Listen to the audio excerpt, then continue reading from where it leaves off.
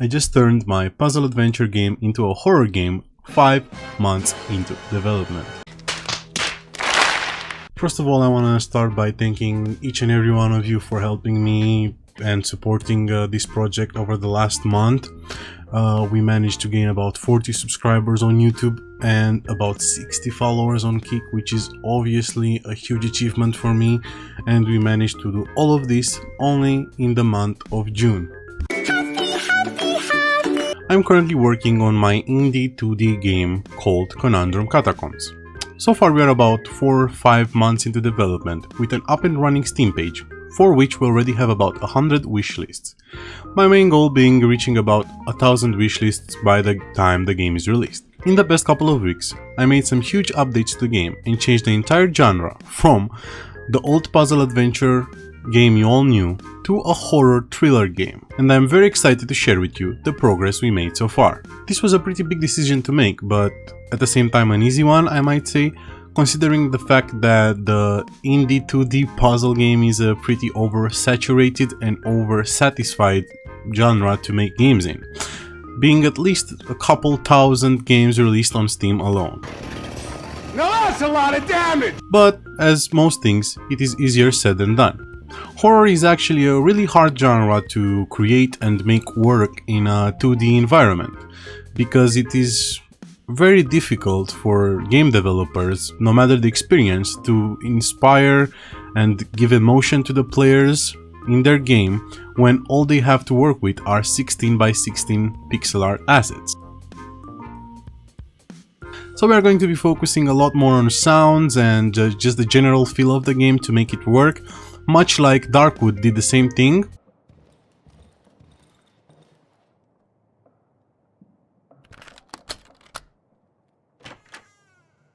With sounds and images and lights and all that stuff. No matter the cost, however, I am determined to make this the best horror game I can possibly make. So hopefully you guys enjoyed the ride, and let's get right into it. Starting off, we drafted some preliminary basic ideas for turning the game horror along with the chat we had during the livestream.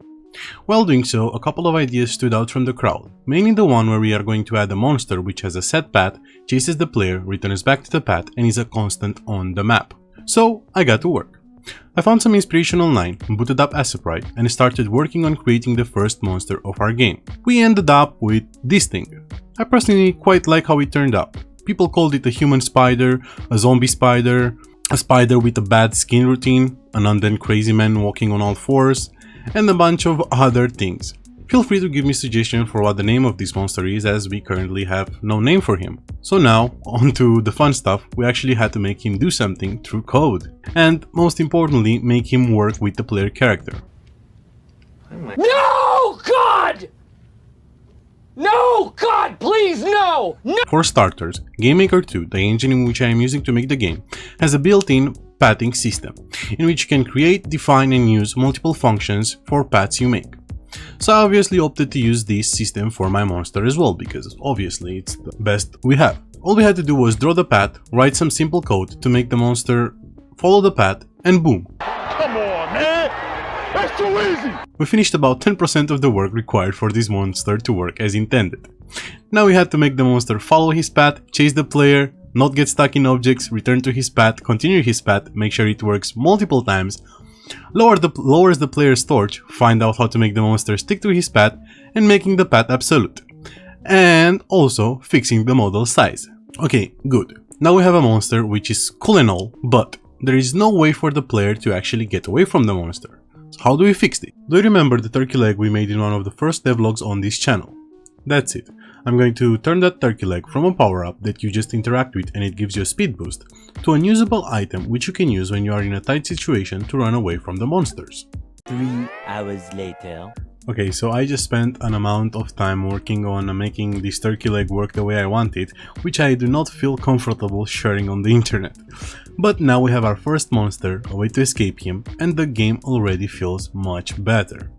Now let's add some spooky decorations to amp the player up for meeting the monster. Considering we are going to have the monster appear for the first time in the 4th level, I am pretty sure that if we start setting the mood from the 3rd level, the player should feel the suspense building up. I end up making some skeletons in Asseprite. some bloody and some not, and after that I started scattering them around the ending of the 3rd level, as well as at the start of the 4th level, next to the bonfire where the player spawns, in order for them to realize that something bad is about to happen. So as we previously said at the beginning of the video, we are also going to be using sounds heavily in order to make the game feel better and, you know, just immerse the player and give the overall feeling of horror, because obviously we're not going to be able to do that with graphics alone. We're probably not going to be doing that with graphics at all, to be honest. So what we're going to be doing is we're going to be adding the following heartbeat sounds whenever the torch gets low enough, in order to make the player feel something sort of like an intense moment. Let me just show you the sounds very fast. This is when the player has lost some value in the torch. And this is gonna be when the player loses a lot of torch and the monster is around him. Yeah, these sound very good. So now let's just add this onto the game and see how it feels once we actually play it.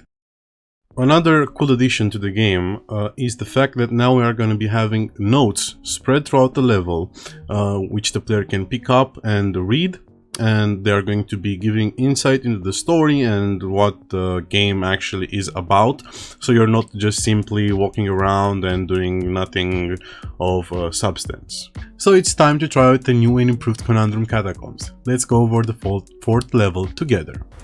Wait a minute! Wait, we actually have to change some stuff. I forgot to make it so that the draw isn't displayed on the screen at all times. We just have to delete this line of code. Okay, now let's get into it. Okay, so here we are. Let's start by grabbing this turkey leg. You guys cannot see it because of my camera, but trust me, it's in the inventory right now and we are not using it. So the player will just come here, look around the room. Everything looks very nice, whatever. Life is beautiful. And as he's walking down this path, that was just my cat, but I just got scared, so this is a good thing.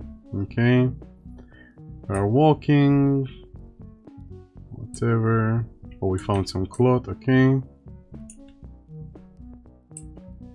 there's nothing there.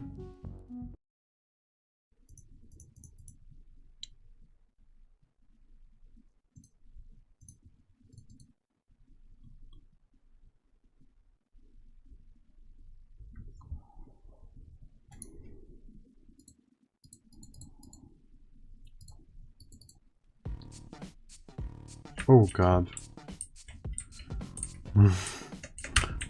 No. Okay. That's pretty interesting, I'm not gonna lie. The heartbeats really add to the entire feeling. Let's try that again. Hopefully we don't die this time. Where are you? Okay, there he is. Okay, yeah, that's nice. For a player that's gonna play this for the first time, that's gonna be scary for sure. This had so much value to the game, I'm very glad I made this decision. Okay, so sorry for the change in lighting. I forgot to record this part when I was making the main video, so I'm just gonna add this onto it now. I also added a new feature to the game, to the bonfire, which, as you guys know previously, when you were in the bonfire, you were not gonna be losing any value to your torch. You were just gonna keep it at the same level. Well, now when you're in the torch level, I mean not torch level, when you are near a bonfire in the green area, you're going to be actually gaining some torch back. So you can use it as a safe haven and also use it as a way to replenish your torch. Please let me know in the comments if you guys would like me to make it so that you have some downside to staying in the bonfire now that I added this feature. Because I feel like now the player can just stay in the bonfire for whatever.